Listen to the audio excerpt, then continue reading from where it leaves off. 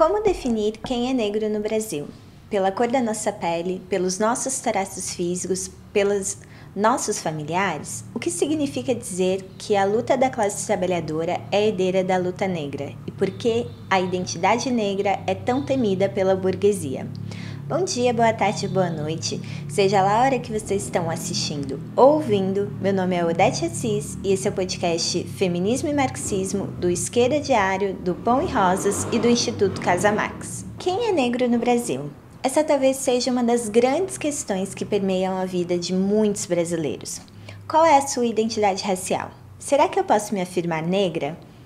Como é que se define quem é negro? Quem é que define o que significa ser negro? Como marxista revolucionária, eu já vou adiantando que a reivindicação da identidade negra tem uma relação profunda com o momento histórico e a luta de classes. E para falar sobre isso, o nosso podcast está organizado em 3 partes. Numa primeira parte, a gente vai debater o conceito de raça e o surgimento do racismo. Na segunda, a gente vai debater sobre a formação da identidade nacional e a democracia racial. Na terceira parte, a gente vai debater o papel da identidade negra e da luta de classes hoje no Brasil. Então, bora lá! O surgimento do conceito de raça e do racismo. Para essa discussão, a gente vai se basear no artigo Uma abordagem conceitual da noção de raça, racismo, identidade e etnia, que é uma palestra proferida pelo professor Kabengele Munanga em novembro de 2003, e também no artigo Quando surgiu o preconceito contra o negro, do revolucionário norte-americano George Breitman, de 1954. Então vamos começar pelo texto do professor Kabengele Munanga. E esse texto ele é muito interessante porque ele faz uma retomada do surgimento desses conceitos, e ter isso claro ele é muito importante para a gente responder a questão central do nosso episódio hoje. Primeiro, o professor ele retoma a etimologia da palavra raça, que veio do italiano razza, e que por sua vez veio do latim, uratio, e que significa sorte, categoria ou espécie. Depois, ao longo do artigo, ele vai apresentando um panorama de como esse conceito foi utilizado ao longo da história das ciências naturais, sendo que esse conceito de raça ele surge primeiramente, é usado primeiramente na zoologia e na botânica para classificar as espécies animais e vegetais, né? Então, a principal questão aqui, que eu acho que é muito importante que o professor Kabengele introduz, é compreender esse uso semântico, esse significado que tem a palavra raça. Ele está ligado a uma dimensão espacial e temporal, né? E nesse marco que a gente tem uma primeira inflexão no ano de 1684, quando um francês chamado François Bernier, ele emprega o termo no sentido moderno da palavra, ou seja, para classificar a diversidade humana em grupos que seriam fisicamente contrastantes, né? Que a gente denomina e conhece como raça. Então, isso vai acontecendo e nos séculos 16 e 17, o conceito de raça ele passa efetivamente a atuar também nas relações entre classes da França da época, porque ele era utilizado para poder ver o sentido das diferenciações de classe que existiam naquele momento, né? Então, os francos eram identificados como o setor mais rico da nobreza, e eram de origem germânica e se opunham aos gauleses, que eram a população local identificada como a plebe. E aí o professor, nesse artigo, ele vai demonstrando como que foi tendo muitos avanços científicos, muitas pesquisas, para chegar a uma conclusão fundamental, que é que esses marcadores genéticos de raça, que tanto ficaram sendo debatidos e estudados, eles não poderiam ser um parâmetro científico. Porque, na verdade, se você fosse analisar, um senegalês, ele poderia ser geneticamente mais próximo de um norueguês do que de um congolês, por exemplo. Então, todos esses debates, esses encontros e também os progressos que foram tendo da própria ciência biológica, né, desenvolvimento da genética humana, da biologia molecular, da bioquímica, eles levaram vários estudiosos para uma seguinte conclusão: que a raça não é uma realidade biológica, ela é apenas um conceito que, inclusive, do ponto de vista científico, é inoperante para explicar a diversidade humana e para dividi-las em raças estanques. Ou seja, do ponto de vista biológico e científico, as raças não existem para categorizar a humanidade. E esse aspecto, ele é muito importante porque ele nos leva a duas questões que também são fundamentais, né? Então, partindo dessa conclusão, a gente pode entender que o conceito de raça, ele é carregado de uma ideologia. E como muito bem colocou Karl Marx, a ideologia dominante é a ideologia da classe dominante. Portanto, a noção dominante do que seria a raça dentro dessa sociedade capitalista está diretamente relacionada às ideias da burguesia sobre a diferenciação racial. Então, apresentar a noção de raça como uma categoria biológica, como se fosse possível ter essa categoria e se tivesse base científica, quando na verdade vários estudos já demonstraram que não existe, é parte dos interesses da classe dominante, que isso siga se perpetuando historicamente, né? Porque essa noção de raças, ela é muito mais uma categoria étnico-semântica, que é determinada por diversas questões em relação à estrutura da sociedade que a gente vive, das relações de poder, de quem governa, do que por uma suposta neutralidade científica, né? E dessa conclusão, também tem outra questão muito importante. Como é um conceito determinado historicamente, geograficamente, a conclusão do que seria ser negro, branco, mestiço não significa a mesma coisa em todos os lugares, ou seja, nos Estados Unidos pode-se ter uma compreensão, no Brasil outra, na África do Sul outra, na Inglaterra outra. E é por isso que esse conteúdo é muito importante. Então, a partir dessa relação, né, dessa definição e conceituação de raça, a gente vai pensar um pouco a própria ideia do racismo, né? E aí eu queria pegar uma definição também do professor Kabengele, porque ele vai localizando um pouco esse ponto de vista do conceito, né? Por razões lógicas e ideológicas, o racismo é geralmente abordado a partir da raça, dentro da extrema variedade das possíveis relações existentes entre as duas noções. Com efeito, com base nas relações entre raça e racismo, o racismo seria teoricamente uma ideologia essencialista, que postula a divisão da humanidade em grandes grupos chamados raças, contrastadas, que têm características físicas hereditárias comuns, sendo essas últimas suportes das características psicológicas, morais, intelectuais, estéticas e que se situam numa escala de valores desiguais. Vistos desse ponto de vista, o racismo é uma crença da existência de raças naturalmente hierarquizadas pela relação intrínseca entre o físico e o moral, o físico e o intelecto, o físico e o cultural. Ou seja, aqui ele está colocando um pouco como opera o pensamento em relação ao que explica o racismo, né? E aí, continuando. O racista cria a raça no sentido sociológico, ou seja, a raça no imaginário do racista não é exclusivamente um grupo definido pelos traços físicos. A raça na cabeça dele é um grupo social com traços culturais, linguísticos, religiosos, etc., e que ele considera naturalmente inferiores ao grupo ao qual ele pertence. De outro modo, o racismo é essa tendência que consiste em considerar que as características intelectuais e morais de um dado grupo são consequências diretas de suas características físicas ou biológicas. Ou seja, ainda que o professor faça todo esse debate sobre o fato de que, do ponto de vista científico, as raças não existem, ele está discutindo aqui como o conceito, né, e a visão racista, ela está totalmente associada à ideia de que poderiam existir raças inferiores e raças superiores e que existisse uma explicação biológica do porquê, se eu tenho determinada cor de pele, eu posso ser inferior a outra pessoa.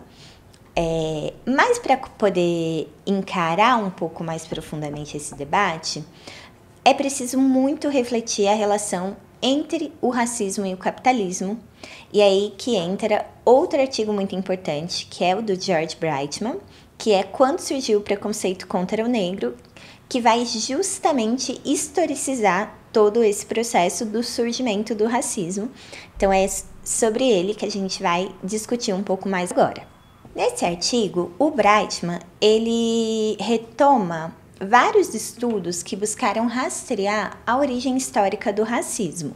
E ele faz isso para fundamentar a conclusão mais importante do artigo, já adiantando ela, que o preconceito contra os negros ele é um fenômeno tipicamente capitalista, ou seja, ele é um fenômeno histórico. E ele faz isso partindo de que ele investiga como a escravidão ela existiu em distintas sociedades e ele se apoia em vários estudos que investigam isso. Mas a escravidão moderna, a escravidão dos povos africanos que eram roubados das suas terras e levados para outro continente para serem escravizados, esse tipo de escravidão que era justificado inclusive pelo critério da raça, ele é um fenômeno que nasce junto com o capitalismo. Isso se dá por quê? Porque a escravidão, ela era um negócio muito lucrativo, né? E ela foi a base da acumulação primitiva do capital, como que o Marx apontou. Desse ponto de vista, foi essa tese, né, que o Marx coloca no Capital, depois ela é desenvolvida por outros autores que se baseiam no marxismo, como, por exemplo, Eric Williams, que faz um estudo brilhante chamado Capitalismo e Escravidão.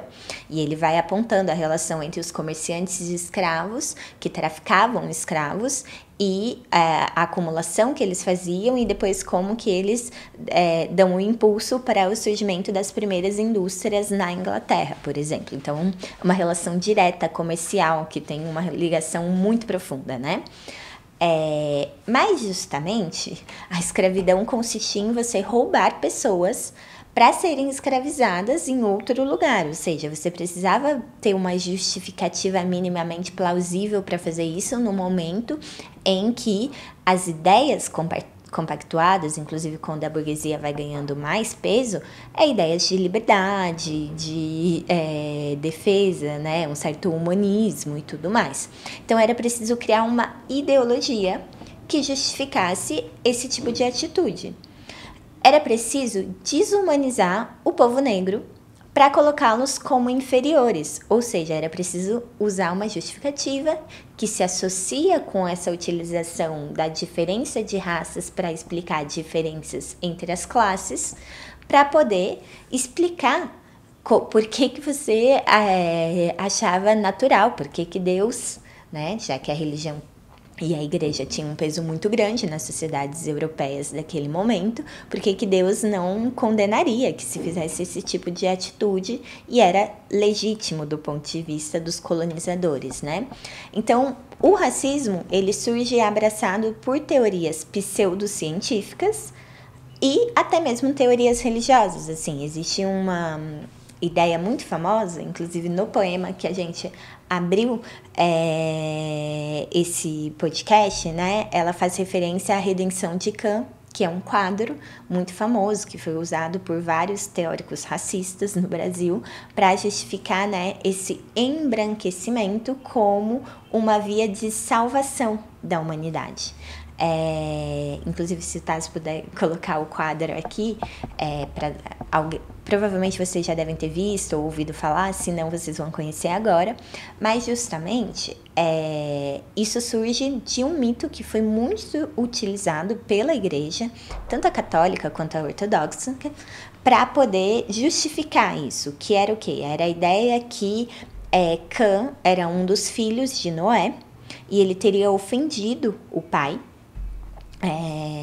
E como consequência disso, né, Noé, ele amaldiçoou o seu filho e os seus descendentes. Uma coisa muito importante, né?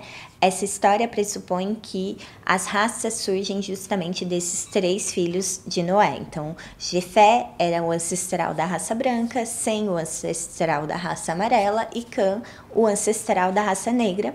E que Cã, como ofendeu Noé, foi condenado, né, amaldiçoado pelo pai, a de que todos os seus descendentes seriam escravizados pelos filhos dos seus irmãos. Então, isso era um pouco que embasava a justificativa bíblica do ponto de vista do porquê era que os africanos eram escravizados, como se fosse uma maldição frente a esse povo, né? E essa história foi contada por muito tempo pelos colonizadores para justificar o que eles faziam, todas as atrocidades que eles cometiam, né? Então, o racismo, ele também cumpria essa função essencial para a classe dominante e para a burguesia capitalista que estava em ascensão durante esse período de formação do sistema capitalista e depois do próprio capitalismo, né? Ele contribuía não só para justificar a escravidão, mas como também ele contribuía para dividir a classe explorada e todos os setores oprimidos.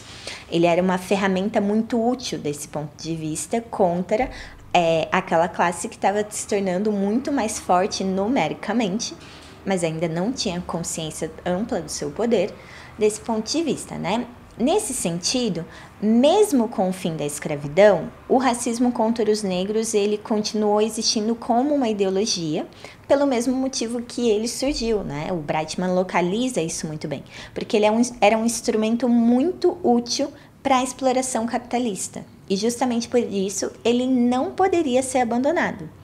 Mas o racismo, ele nasce junto com o capitalismo e como Malcolm X colocou, é impossível o capitalismo sem racismo. O racismo é um pilar do sistema capitalista.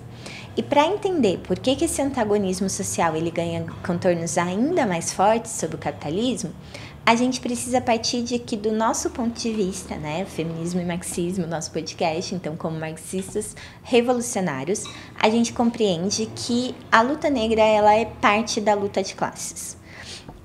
E a identidade do que significa ser negro, ela também está intrinsecamente relacionado à luta de classe e aos processos da luta de classes, né? O povo negro, ele sempre lutou contra a escravidão e contra a opressão racial, e foram incontáveis processos de luta, de revoltas, de rebeliões, o surgimento dos quilombos, como essa expressão do protesto radical, como diria o grande Clóvis Moura, entre outras diversas manifestações, né? Mas tem uma em particular, que é em 1791, que se iniciou um processo revolucionário que culmina na libertação de todos os negros escravizados e na independência da colônia de São Domingos, que em 1805 se tornou a República do Haiti. E essa foi a primeira revolução negra triunfante da história e ela despertou o medo das classes dominantes que ecoa até hoje. Isso porque, ao proclamarem a sua independência, os haitianos, eles registraram na sua Constituição que aquele era um país livre da dominação colonial, que a escravidão ela estava abolida para sempre e que os cidadãos, eles eram irmãos com igualdade de direitos, mas principalmente que a partir daquela data, todos os habitantes do Haiti passariam a ser denominados genericamente de negros. Ou seja, para desespero das classes dominantes, a Revolução Haitiana ela fez com que a identidade negra ela tivesse profundamente associada à ideia de revolução e de liberdade. E mesmo sem ter todos os meios tecnológicos que a gente tem hoje, onde a informação ela pode chegar muito mais rapidamente, essa notícia ela correu o mundo, inclusive chegou entre os escravizados de distintos cantos do mundo e da América em particular, e despertou processos ainda mais profundos, né? Essa energia revolucionária que uma revolução proporcionou, ela incendiou as massas negras que já estavam em luta pela sua liberdade, e foi todo o século XVIII é atravessado, e XIX, né? Inclusive, todo o século XIX. E todo o século XIX é atravessado por essa força. Então, a ponto de que em 1860, né, a força da luta negra ela era tão grande que o Marx ele escreve uma carta para Engels que ele declara a seguinte questão: do meu ponto de vista, o que há de mais grandioso acontecendo no mundo hoje é o movimento dos escravos. Por um lado na América, iniciado com a morte de Brown, por outro lado na Rússia. Então, Marx ele é profundamente impactado pela luta negra, pela força da luta dos negros na Guerra Civil Norte-Americana. Ele acompanha esse processo muito profundamente, inclusive isso vai influenciando bastante a própria escrita dele do Capital, não só na discussão da acumulação primitiva, como a gente discute, mas inclusive em outros capítulos, quando ele vai pensando a relação da mercadoria, da força de trabalho.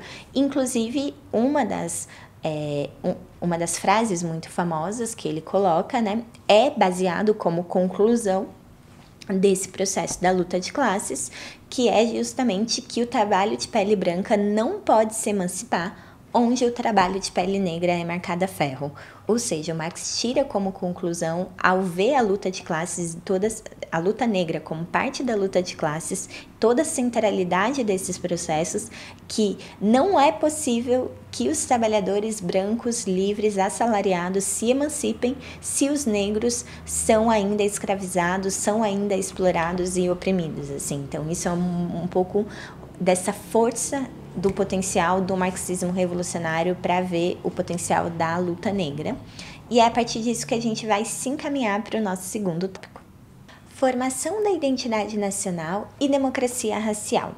Para essa parte, a gente vai usar o artigo Quem é Negro no Brasil, da Letícia Parques, que é a nossa também querida âncora desse podcast, e que eu tive o prazer de, junto com ela e com a Carolina Cacau, ser organizadora, né, do livro Mulheres Negras e Marxismo, onde está esse artigo, que a gente lançou em 2001 pelas edições Iskra, e também o artigo Um Choque à Direita nas Relações Raciais, do Daniel Afonso.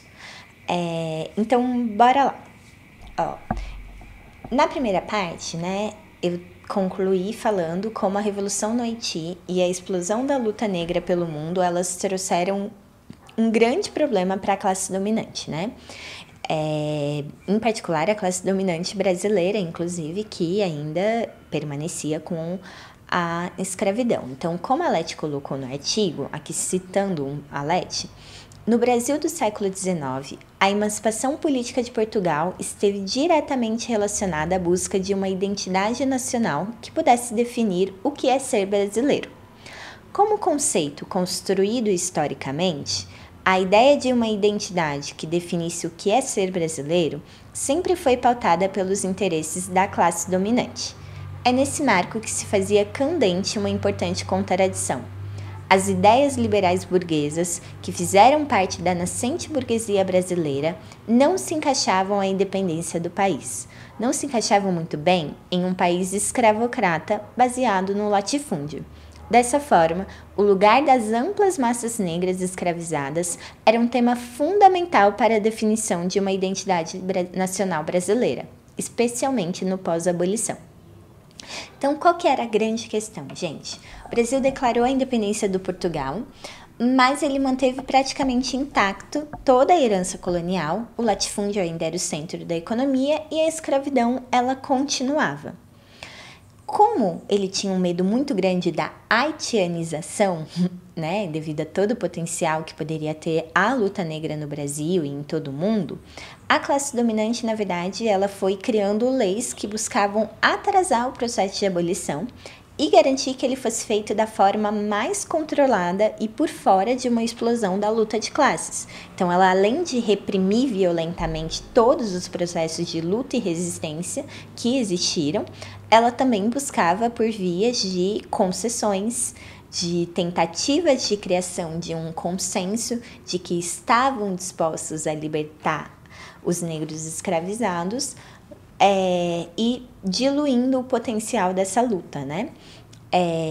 Mas esse era um grande tema, né? Então, como que você ia criar uma identidade nacional do que é ser brasileiro, né? Depois da emancipação, do processo de emancipação de Portugal, se você tinha, segundo o censo de 1872, né, que é um dos mais completos que tem desse período, o país tinha 10 milhões de habitantes e 15,24% desses habitantes eram escravizados, ou seja, mais de 1,5 milhões de pessoas do país eram escravizados, e além disso, 58% dos residentes no país se declaravam pretos e pardos. contra 38% que se diziam brancos, e os estrangeiros eram uma minoria de 3,8%, que incluíam portugueses, alemães, africanos livres e franceses. E os indígenas, né, que devido à colonização tinham sido, grandes nações tinham sido dizimadas, e ainda outras ficavam fugidas, né, não tinham contato com a população daquele momento, né, tipo, tinham 4% do total dos habitantes durante esse censo, né.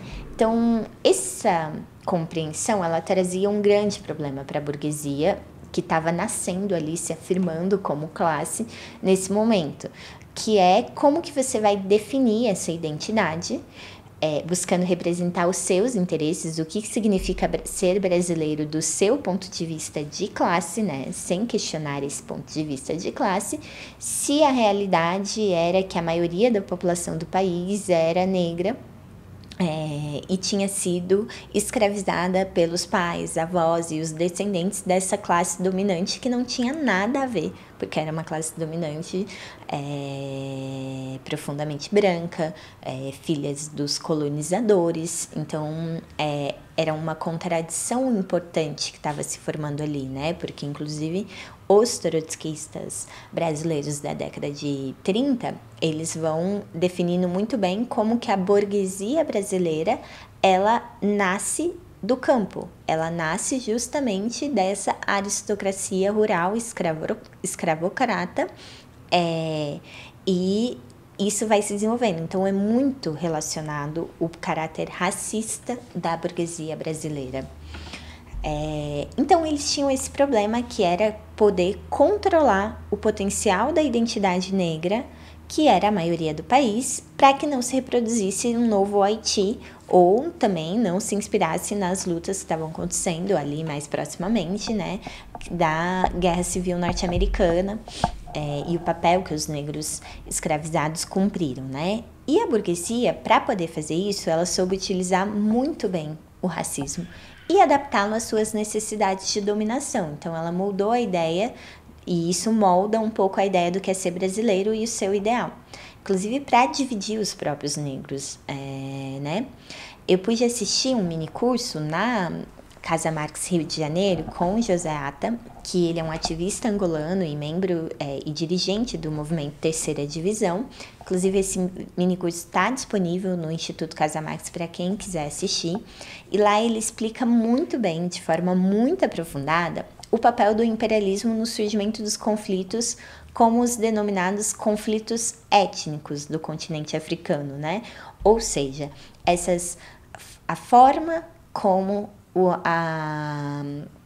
os imperialistas foram utilizando as diferenças existentes entre os diferentes povos, tanto no continente africano, mas serve muito para pensar o Brasil também, para poder dividir, e eles não se verem com uma identidade comum contra os colonizadores, contra o imperialismo, mas usar essas divisões para poder aprofundar sua dominação, né? E isso, um exemplo concreto é toda a consequência que a gente está vendo hoje, por exemplo, no genocídio do Sudão, que é absurdo e tem que ser fortemente denunciado e enfrentado, mas que justamente toda a mídia burguesa, ela tenta colocar como se fosse uma disputa entre etnias rivais, quando na verdade é um produto de séculos de expoliação imperialista, que se utiliza das diferenças existentes entre os povos africanos para poder dividir, para poder colocar uns contra os outros e dessa forma manter e aprofundar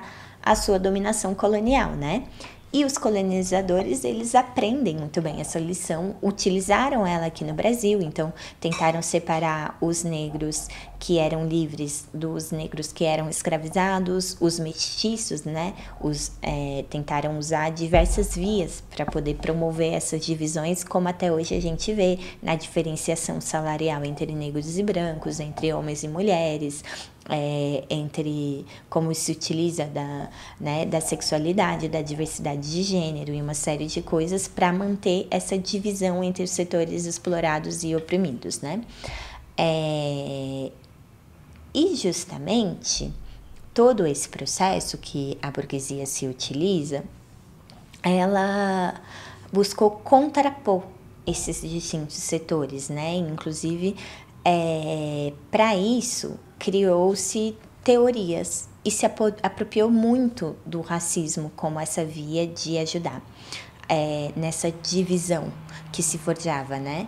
Inclusive porque foram distintos processos em que, na verdade, por compartilhar o mesmo inimigo, esses setores se unificavam em uma mesma luta contra a classe dominante e viam ali que a sua unidade era um potencial muito grande contra esse inimigo em comum. Mas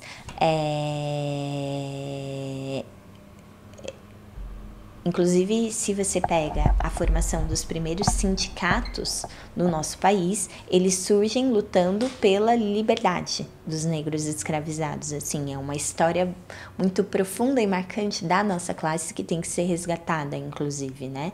Que demonstra bastante dessa identidade, dessa relação poderosa entre a identidade negra, a reivindicação disso e a luta da classe trabalhadora, né? E a burguesia, então, não podia associar que o Brasil era um país de maioria negra, né? Então, apesar da gente ter sido o último país do mundo a abolir a escravidão, esse acontecimento ele não foi produto de uma pressão inglesa, como tentam vender os livros burgueses. Pelo contrário, os ingleses, na verdade, eles estavam muito interessados em continuar se beneficiando do racismo e voltando os seus interesses imperialistas para a exploração direta do continente africano, os ingleses não em geral, né? Porque não é a classe trabalhadora inglesa, por exemplo, né?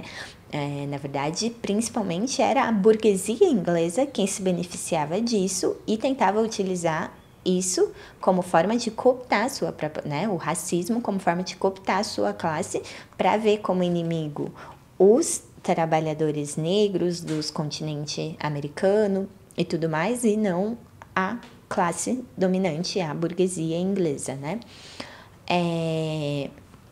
Mas ainda assim que o processo de abolição ele não tenha sido fruto de um processo revolucionário, como ele tinha um grande potencial para ser, a abolição ela foi uma vitória política dos escravos, dos negros livres, dos abolicionistas e dos setores mais amplos da população, né? Ela foi uma conquista. E depois dessa conquista, na verdade, a luta da população negra, ela seguiu em busca de terras e ela seguiu com uma forte presença, inclusive, nas cidades, ao mesmo tempo que a política do Estado brasileiro buscava dividir e enfraquecer o enorme contingente de negras e negras que deixava de ser escravizado, né?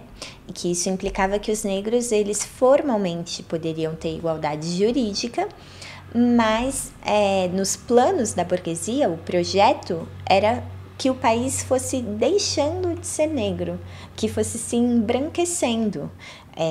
E aí é que entra várias das discussões que estão no artigo Quem é Negro no Brasil, que são muito importantes, a Letícia explica muito bem, sobre como no pós-abolição existia um grande debate que incluía diferentes visões sobre o papel da presença do povo negro e os seus reflexos na sociedade brasileira, né?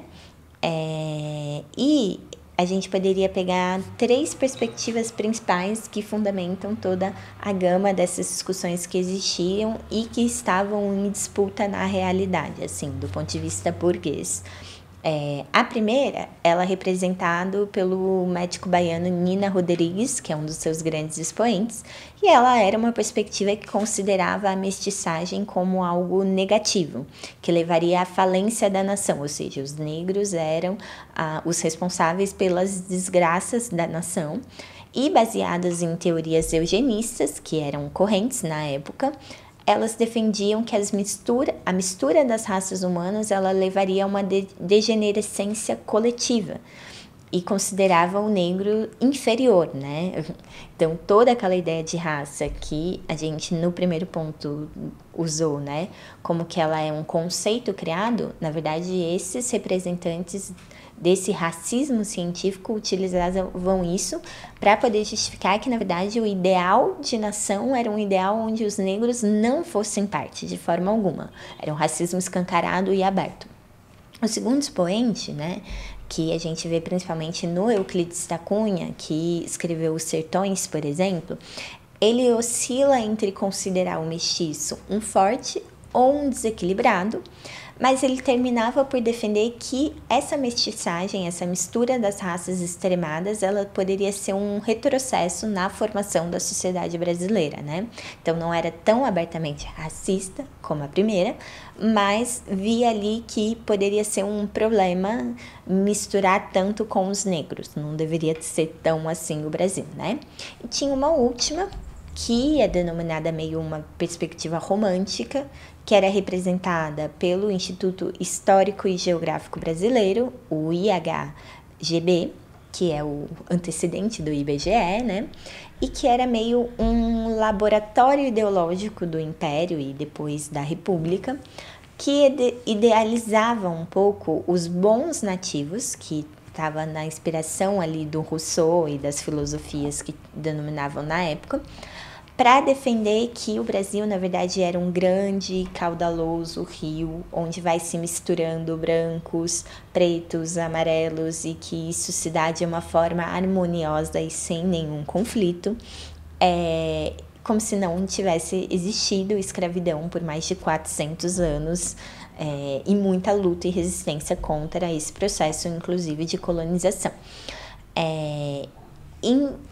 A partir dos anos 1930, inclusive, essa ideal mestiço, né, essa ideia da mestiçagem, ela foi se transformando num ícone nacional, ou seja, a burguesia passou a perceber como que se antes a miscigenação e a visão predominante que existia era que a miscigenação, né, era um problema, que era necessário buscar o branqueamento da nação, agora tinha um processo que passava a qualificar que a miscigenação ela poderia ser valorizada como uma marca do que define o que é ser brasileiro, que se valorizava a diversidade, que se valorizava algumas práticas dos negros, indígenas e seus descendentes, ao mesmo tempo que esses setores continuavam sendo alvo de muito preconceito e de, inclusive, seguirem nos piores postos de trabalho, nas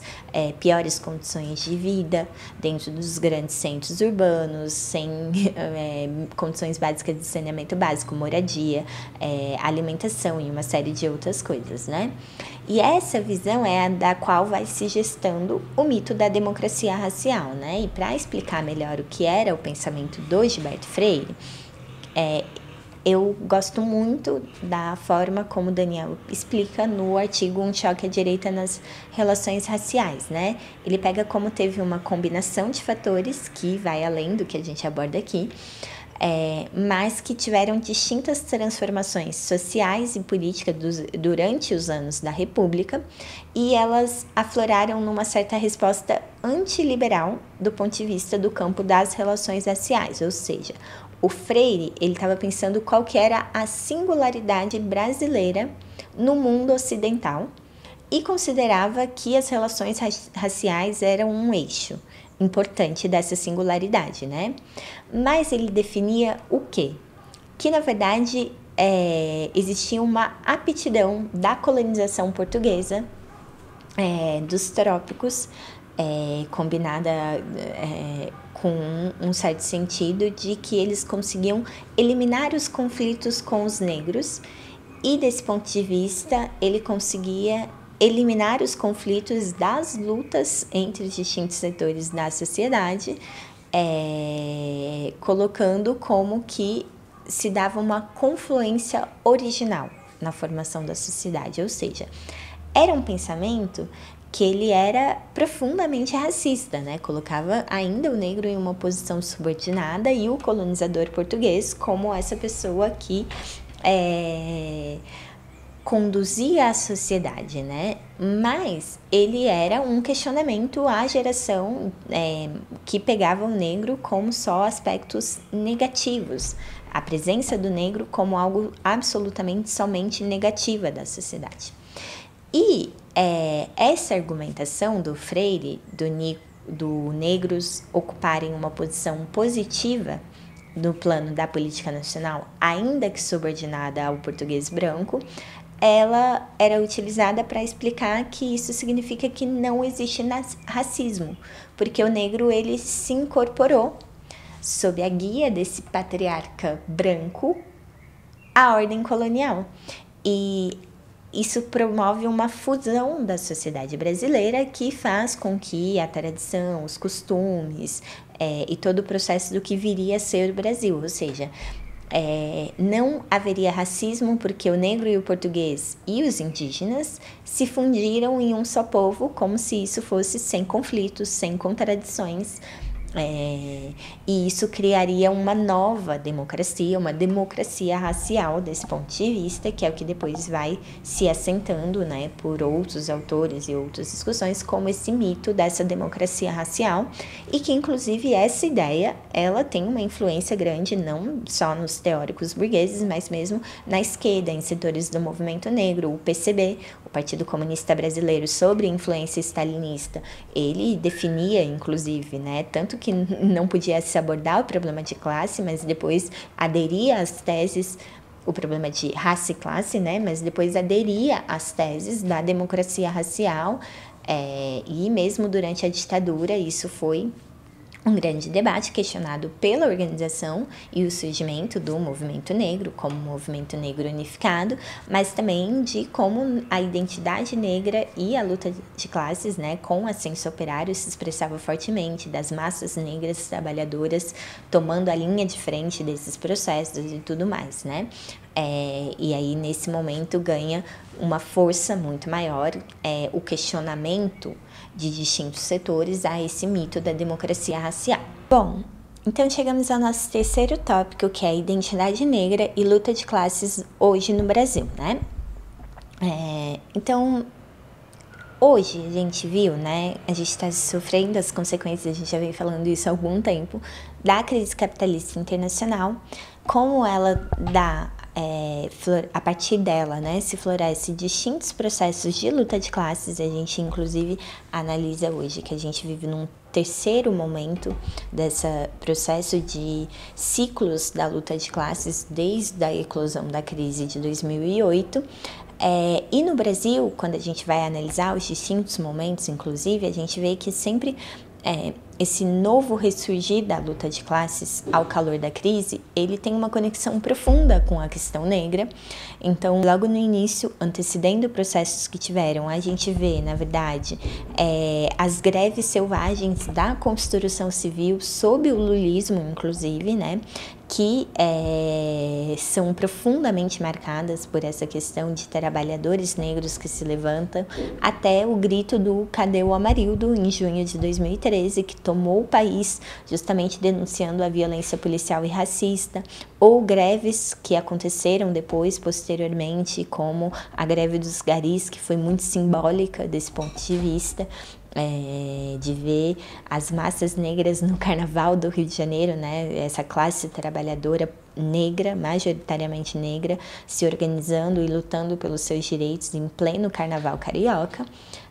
E foi nesse contexto de retomada de vários processos de greve, de mobilização da classe trabalhadora e da juventude, que se renovam com mais força um questionamento à democracia racial e também uma reivindicação da identidade negra no país, assim, né? Então a gente vê expressões fortes do ponto de vista cultural, no rap, na poesia, no orgulho de vários jovens que começaram a soltar os seus cabelos, colocar os seus blacks em pé, fazer orgulhosamente tranças ou outras coisas que afirmavam essa sua identidade. E principalmente como em cada processo da luta de classes essa fusão ela era muito, ela se expressava de uma forma muito poderosa, né? Então os negros denunciavam o racismo que sofriam e lutavam pelos seus direitos, e isso foi se colocando como essa relação entre afirmar sua identidade e se ver como sujeito do processo de luta, né? Obviamente, isso também gerou uma resposta e despertou os setores mais racistas da sociedade, né? Os que assassinaram Marielle Franco, Mestre Moa, e a gente viu a chegada do Bolsonaro ao poder, que expressa o que existe de mais abertamente racista, né, estando à frente do Estado brasileiro que se proclamava como uma democracia racial.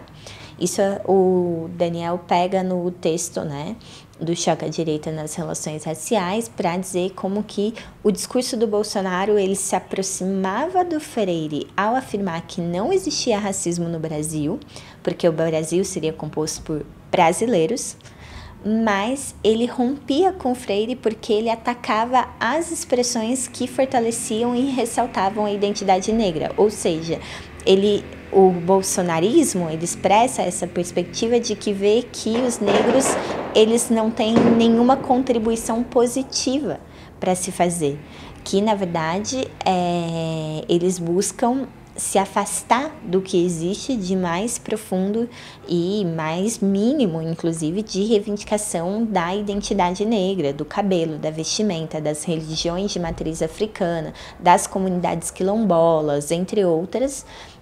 E ele passa a dirigir o Estado brasileiro sustentando essa política e essa ideologia, né? Então isso proporcionou um choque à direita nas relações raciais com todo um setor que vinha progressivamente se afirmando como negro com orgulho disso, né?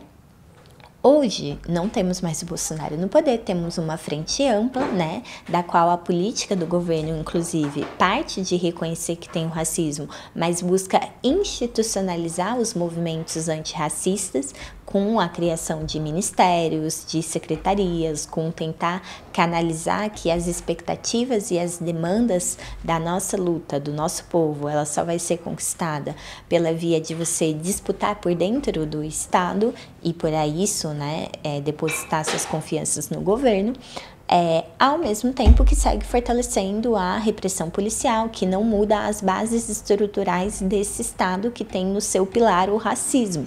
Então, a gente vê, por exemplo, como no discurso da segurança pública, que está tão recente frente à chacina, né, a política do governo do PT, do governo Lula, como parte dessa política de frente ampla, além de se aliar com setores abertamente racistas, né, e conciliar com esses setores, também não questionar nada, nenhum dos pilares, e, pelo contrário, fortalecer as bases do aparato repressivo do Estado, né.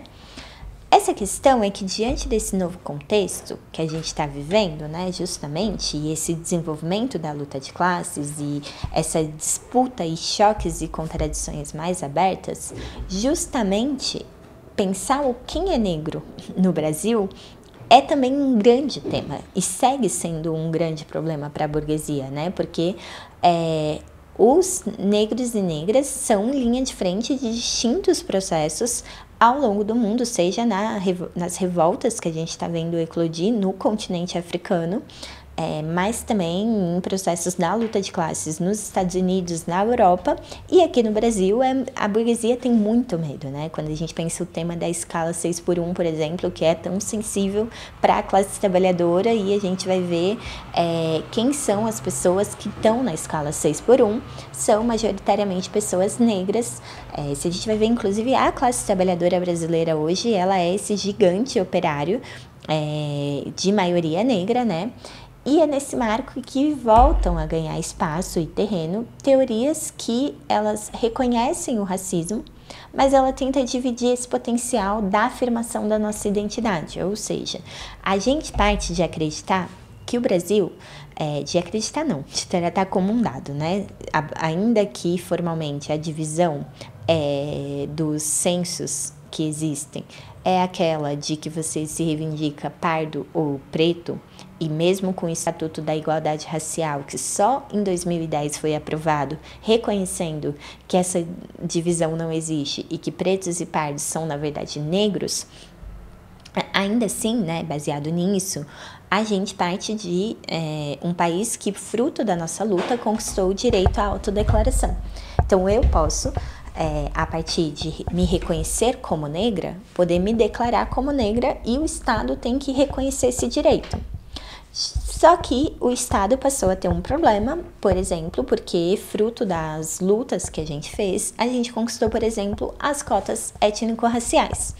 E as vagas hoje nas universidades destinadas às cotas não comportam o número de negros que existem na sociedade, elas são insuficientes frente a isso. Então o Estado precisa controlar a nossa identidade, não só para o ponto de vista da luta de classes, desse sentido e aspecto mais ideológico, mas inclusive do ponto de vista de regular políticas públicas que foram implementadas como parte do processo de luta que a gente teve ao longo de todos esses anos e que inclusive as cotas surgem como parte de uma estratégia do movimento negro para questionar a democracia racial, fazendo com que, despertando o debate do direito à reparação histórica, de o que significou o racismo na vida das amplas massas e o direito a que essas pessoas que não tinham acesso à educação superior, à educação pública de qualidade, pudessem ter acesso a isso, né?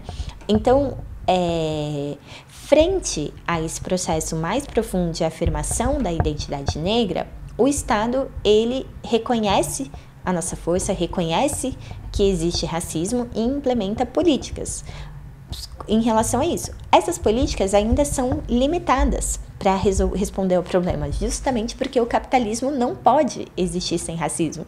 Então, um Estado capitalista não pode acabar com os pilares de sustentação do racismo, porque isso significa ter que se enfrentar com o próprio sistema capitalista, que precisa do racismo para poder sobreviver. Então, diante disso, as políticas que se conquistam, elas têm que ser limitadas e controladas. E por isso o Estado também cria teorias que vão tentar dividir os negros. E isso é o caso das teorias do colorismo ou da partitude, que surgiram recentemente, né? Então, vamos lá, né? Para compreender um pouco essas teorias, inclusive é muito bom retomar grandes intelectuais como Lélia Gonzalez, Clóvis Moura, Abdias do Nascimento, que eles tinham um entendimento muito profundo sobre essas contradições em torno da identidade racial. Todo esse caminho que a gente veio tentando percorrer, ele também está embasado bastante no legado da militância prática e política desses intelectuais, né? Que foram refletindo essas contradições de um país marcado pela presença negra e por uma burguesia que tentava negar essa identidade e colocar um ideal de embranquecimento do país, né? Então, eles vão pensando, inclusive, como que o racismo atua para dividir a questão dos negros. Teses como o colorismo, né, tipo, apesar delas postularem que elas têm um combate antirracista, na realidade ela trata um racismo como uma experiência quantificável pelo tom de pele. Ou seja, de certa forma, ela afirma a tese da mestiçagem como anuladora do racismo, né? Porque qual era o ideal da mestiçagem? É que quanto mais você vai embranquecendo, menos você sofre racismo. Então, você tem que querer ser branco. E ao justificar que, na verdade, a diferença no tom de pele leva a pessoa a sofrer menos racismo, você acaba compactuando com essa tese.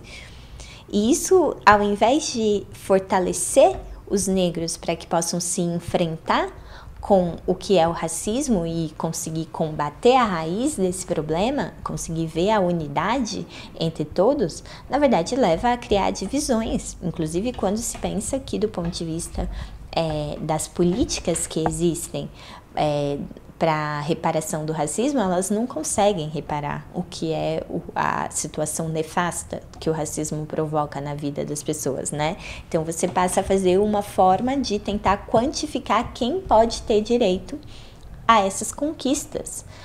E não a pensar como, então, ao invés, a gente vai utilizar as cotas e a maior presença dos negros nas universidades para poder amplificar a luta pelo fim do vestibular, para que todos possam ter acesso à educação, para a melhoria da educação pública e uma série de coisas. Outra teoria que também aparece, né, como algo que pode dialogar mais com um certo não lugar das pessoas diante da afirmação da sua identidade, mas que na verdade ela termina por compactuar com aspectos, inclusive ter pontos de contato com o próprio Gilberto Freire, é a discussão da partitude, né, que teve em voga ali nos últimos meses, nesse sentido, que foi elaborada pela Beatriz Bueno, né? Então, ela tenta retomar esse conceito de pardo numa chave positiva, né? Para tentar dar conta de uma experiência racial que seria diferenciada de um amplo setor da população que sofre racismo, mas que não abertamente se reivindica como negro, né? E para esse debate, inclusive, da partitude, tem um texto do Renato Chacur, que está lá na revista do Instituto Casa Marx, que é ótimo, mas que eu vou pegar um trechinho da conclusão dele, porque eu acho que é muito fundamental. Por quê? Porque ele pega como que a contradição fundamental desse conceito, ela consiste exatamente em colocar um sinal positivo frente à miscigenação. E nesse texto, ele pega como a contradição do conceito de partitude, ela consiste exatamente em colocar um sinal positivo frente à miscigenação, que ignora um pouco todo o conteúdo histórico, né? Porque termina restringindo a identidade a fatores biológicos. E o caráter histórico da contradição do racismo, todo esse percurso que a gente tentou fazer ao longo do podcast, na verdade, ele indica que não somente existem outras determinações, né, inclusive esse conceito de raça sequer existe do ponto de vista biológico para indicar, mas, tipo, ao mesmo tempo, ela é muito útil do ponto de vista de pensar políticas antirracistas que não se propõem a se enfrentar com o sistema capitalista, né? Então, você vai adequando aos diferentes grupos sociais políticas que vão atendendo às necessidades específicas desses setores e vai dividindo por nichos, ao invés de você pensar como, na verdade, você pode potencializar a luta de todos esses setores, pensando como que tem uma unificação tanto do ponto de vista da reivindicação histórica do que é ser negro num país como o Brasil e o que significa se afirmar como negro num país como o Brasil, quanto do que pode ter esse potencial de, afirmar com orgulho essa sua identidade que carrega a tradição de Dandara, de Zumbi, dos revolucionários haitianos, você também vai trazer hoje muito mais profundamente várias coisas para pensar estrategicamente os nossos desafios que estão colocados. Por isso, nesse sentido, para tentar concluir o nosso programa, né, eu queria colocar isso, assim, no nosso ponto de vista do nosso feminismo socialista antirracista, a identidade negra no Brasil e o definir quem é negro no Brasil, ele passa por essa longa caminhada que ela é também composta por como a gente vai conseguir retomar historicamente o que significa ser negro num país da democracia, do mito da democracia racial, do ideal de embranquecimento, mais de um legado histórico do qual a classe trabalhadora ela é herdeira por direito da luta negra, né? E desse ponto de vista pensar como que esses distintos fatores, né, também se reivindicar negro é uma forma de se enfrentar muitas vezes com o Estado que nega a nossa identidade, que permanentemente quer tentar apagar a ideia e apagar a realidade de que o Brasil é um país mais negro fora do continente africano, que quer, na verdade, transformar a identidade do que é ser brasileiro em outra coisa que não seja associada a que esse é um país negro, de maioria negra, e quando a gente retoma isso, e quando a gente retoma o direito das pessoas, né, e o orgulho das pessoas em ver a sua identidade, ver as características que expressam, que vão além das características físicas, mas que diz respeito a toda essa história que a gente tentou retomar um pouco nesse programa, e quando a gente vê que se afirmar na sua identidade também é se enfrentar com o ideal de branqueamento, é se enfrentar com o racismo que é intrinsecamente ligado ao capitalismo, e isso precisa estar carregado de como a gente vai ter uma estratégia e um programa para poder acabar com o racismo. A gente acredita fortemente que ao essas massas negras, né, que são um batalhão, que é parte fundamental da maioria da classe operária do nosso país, que quando esses setores conseguem ver, né, e promover essa fusão entre a identidade negra, entre se reconhecer como parte dessa história, como sujeitos de uma classe que tudo produz e que tudo pode transformar, isso tem um potencial inabalável, isso tem um potencial explosivo que mete medo na burguesia do Brasil, na burguesia imperialista, e que na verdade a gente quer retomar isso. Então nesse 20 de novembro a gente quer retomar toda essa consciência que sempre faz tremer a classe trabalhadora. A gente quer na verdade debater como que é muito mais forte que a gente reconheça que essas divisões que tentam impor, como se a diferença do tom de pele, como se a gente tivesse que ficar fazendo escalas de sofrimento ou de racismo para poder caber dentro dos enquadramentos do Estado burguês, que ao contrário disso, a gente tem que, na verdade, querer e desejar que que cada pessoa que com orgulho se afirma negro, se enfrentando com racismo, se enfrentando com toda a ideologia do embranquecimento, mas tendo orgulho dessa tradição que a gente carrega, é um potencial a mais, é uma força revolucionária a mais para a nossa classe, para a emancipação de todos os setores explorados e oprimidos, e a gente tem que batalhar por essa unificação estratégica, inclusive que os negros possam lutar lado a lado com os outros setores da nossa sociedade, com os brancos, com os indígenas, e isso fortalece a nossa luta como revolucionários, como marxistas, como parte da classe trabalhadora, e isso é o que faz tremer a burguesia, né? Então,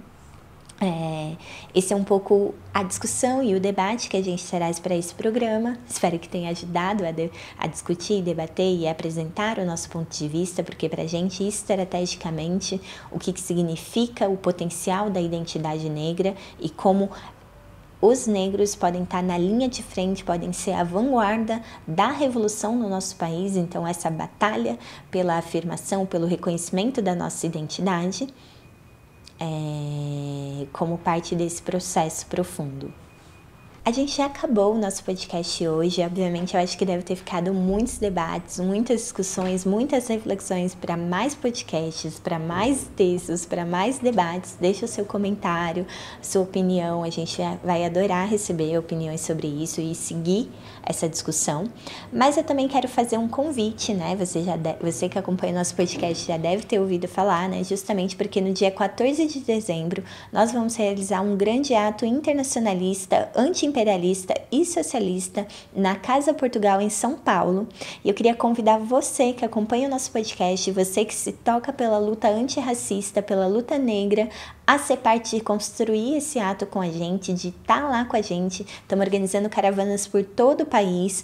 E esse ato vai contar com delegações de mais de 16 países e com grandes referentes da luta negra e antirracista no Brasil e no mundo, como a Letícia Parks, né, que é do nosso podcast, o Marcelo Pablito, o Claudiano Brandão, o Tristan Taylor, do Black Lives Matter nos Estados Unidos, o Anas Kazib, que é ferroviário e parte da luta dos imigrantes na França, né, que luta lado a lado dos imigrantes na França, entre muitos outros. E você está mais que convidado para participar desse ato com a gente, para a gente poder seguir fortalecendo a luta antirracista e também para a gente poder seguir fortalecendo as grandes discussões, os debates e principalmente a organização dos negros e das negras de todo o país e da classe trabalhadora, de todos os setores explorados e oprimidos. E eu conto com você.